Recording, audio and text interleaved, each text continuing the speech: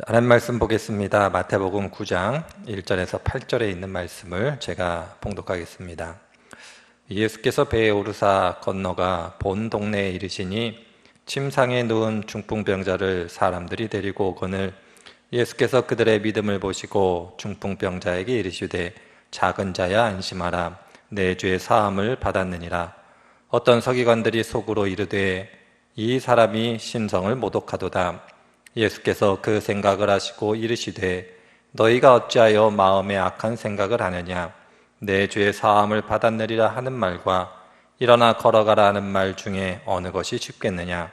그러나 인자가 세상에서 죄를 사하는 권능이 있는 줄을 너희로 알게 하려 하노라 하시고 중풍병자에게 말씀하시되 일어나 내 침상을 가지고 집으로 가라 하시니 그가 일어나 집으로 돌아가거늘 무리가 보고 두려워하며 이런 권능을 사람에게 주신 하나님께 영광을 돌리니라.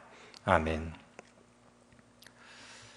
오늘 마태복음 9장에 있는 말씀을 이해하기 위해서는 유대인들이 질병이라는 것을 어떻게 이해하고 있는가를 먼저 살펴보아야 합니다.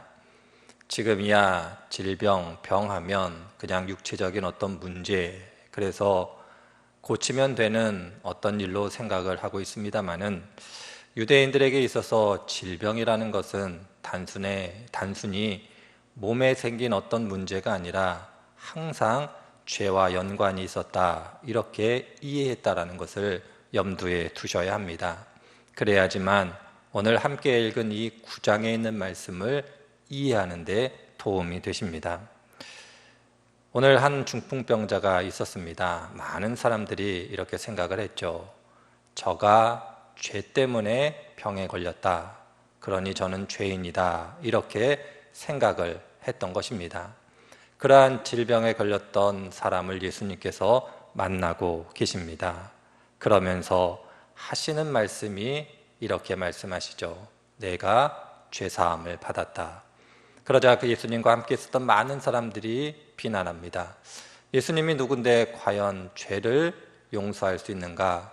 죄를 용서할 권세가 있는가라는 그러한 비난을 하게 됐을 때 예수님께서 그에 대한 답으로 이후에 사건이 벌어지고 있음을 오늘 성경이 우리들에게 보여주고 있습니다.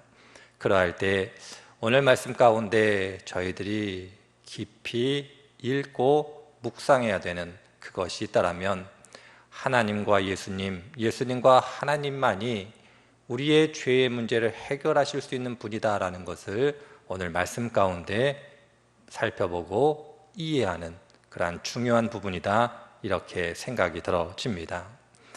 저희들이 일상의 삶 속에서 좋은 의사 선생님이라고 불리우는 분들이 계십니다. 그 좋은 의사 선생님들이라고 불리우시는 분들은 현상이 아닌 질병의 원인에 집중하고 그 원인을 해결해 주는 분들을 가르쳐 좋은 의사 선생님들이라 이렇게 이야기를 합니다. 열이 납니다. 열이 나는 이유는 다양할 겁니다. 그런데 단순히 해열제만 처방하는 의사가 있다면 그 의사가 좋은 의사라고는 할 수는 없을 겁니다. 왜 열이 나는지 그 이유를 알고 원인을 알아 그 원인 이유를 치유함으로써 다시 열이 나지 않게 하지 않는 것, 바로 그러한 것이 훌륭한 의사이듯이 오늘 예수님께서 말씀하시는 거죠. 우리의 인생 가운데 질병의 문제라고 불리우는 많은 문제들을 가지고 살아가는데 그것은 본질적으로 우리가 죄의 문제를 가지고 있기 때문에 그렇다라고 예수님께서 말씀하고 있는 겁니다. 성경이 말하는 바 죄라는 것은 하나님과의 관계가 끊어졌다는 것이고, 그럼으로써 하나님이 아닌 내 힘과 능력으로 살아가려고 하기 때문에 발생하게 되는 우리의 인생의 많은 문제들이 죄의 결과로서 드러나고 있다, 이렇게 성경이 진단하고 있습니다. 우리들이 이 세상을 살아가면서 평안한 인생, 행복한 인생, 그리고 하나님께서 허락하여 주신 복된 인생을 살아가기 위해서는 이 질병이라고 불리우는 원인이 되는 죄의 문제를 해결해야 됨을 성경이 이야기하고 있습니다. 그런데 중요한 게 있죠. 이 죄의 문제, 죄라는 것은 우리의 힘과 능력으로는 해결할 방법이 없다는 겁니다. 우리가 하나님 앞에서 범죄하고 하나님과의 관계를 끊었기 때문에 하나님께서 우리를 이해하시고 용서하시고 받아들여 주시지 않으면 그 깨어진 관계는 회복되지 않는 겁니다. 잘 아시는 것처럼 용서는 가해자가 하는 것이 아니라 피해자가 하는 것이 용서라는 이야기를 저희들이 자주 듣게 됩니다. 맞습니다. 용서라는 것은 피해자가 하는 것이지 가해자가 하는 것이 아닙니다. 내가 잘못했어. 내가 너한테 무엇인가 잘못했는데 이해해. 그러니 우리 관계가 회복되어졌어. 이렇게 이야기하는 가해자가 있다고 합시다. 아마 모든 사람들이 그 가해자를 비난할 겁니다.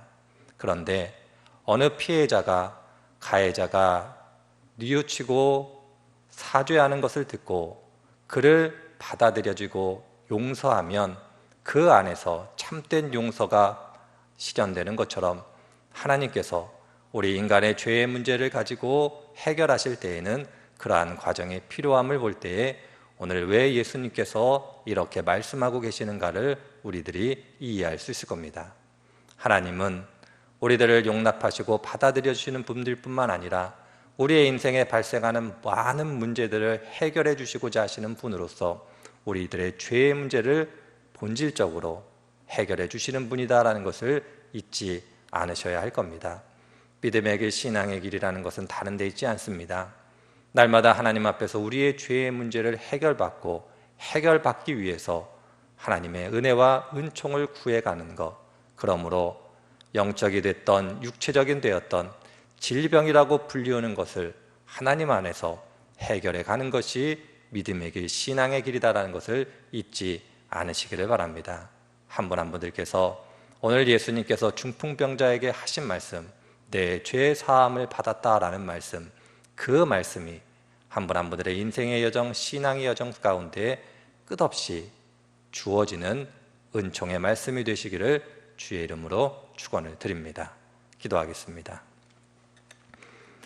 사랑과 은혜가 풍성하신 아버지 하나님, 오늘도 저희들에게 귀하고 복된 날 주시고 하나님의 말씀을 통하여 귀한 교훈 주시니 감사드립니다.